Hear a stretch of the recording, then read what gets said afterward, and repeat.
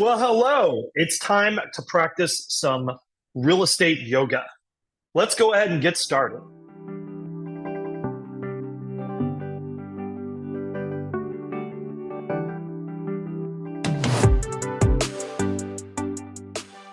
My name is Stephen Meade, and this is the Southern California entry-level first-time buyer housing market update.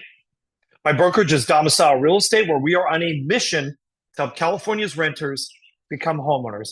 And today we're going to talk about something interesting because we're entering a little bit of a different phase in our market. And what we really have, especially if you're an entry-level buyer, is there are two markets going on.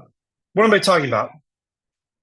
The first market, if you are the person who wants something specific, this is true for a lot of our architectural buyers that we have. They want something particular. This is the market where you are to look and search hard. And when you find what you're looking for, you're going to have to fight for it really hard.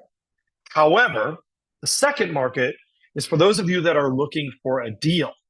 And if you're looking for a deal, the name of the game is flexibility. And that's why you need to become a real estate yoga master. The buyers who have the flexibility can really take advantage of some of the opportunities that we're seeing because we're in a market that is a little bit more favorable to buyers than it was last year. Let's go ahead and get started, and I'm going to show you exactly what I am talking about.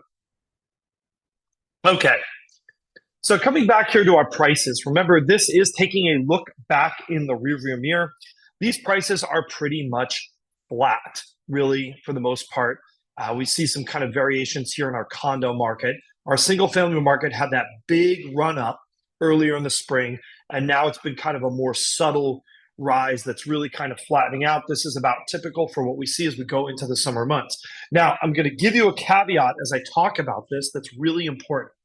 That caveat is in the entry-level price segment, what you're going to find is that this market is very, very reactive to interest rates. Interest rates go up, buyers pull back.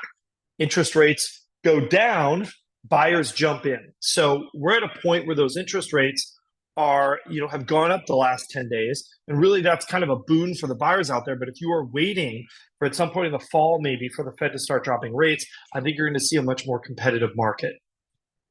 We look at our total monthly payment, that is actually down a little bit here to $6,600 on that entry-level single-family home and $5,000 on our entry-level condo.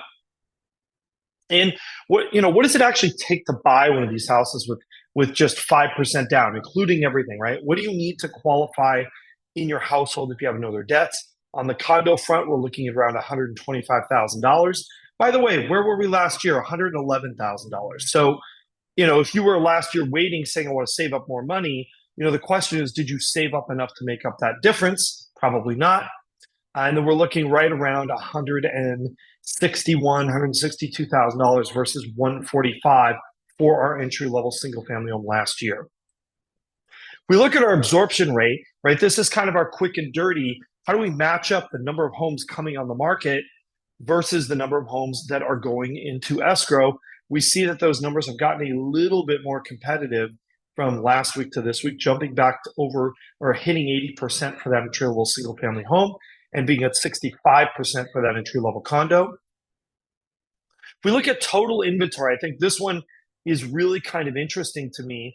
We've seen a really big rise in inventory of these entry-level homes, especially those entry-level single-family homes. However, it's really started to flatten out, right? That springtime bump in inventory is starting to ease off. We're seeing it starting to ease off a little bit on the condos too, but not quite as fast. Where are we versus last year? We're probably here around 1,700 entry-level single-family homes versus 1,400. So definitely still an improvement versus where we were at last year. Maybe not quite the improvement a lot of people have been hoping for in the entry-level segment. If we look at our still active, over 14 days, remember, higher means less competitive. We've seen a little bit of a jump the last 2 weeks. Great news for buyers on that front. Again, this is the tale of two markets. The first market, if you're looking for something particular that happens to be desirable, you're going to face a lot of competition. If you're flexible, you're going to find you have a lot of interesting options out there that you may be able to take advantage of.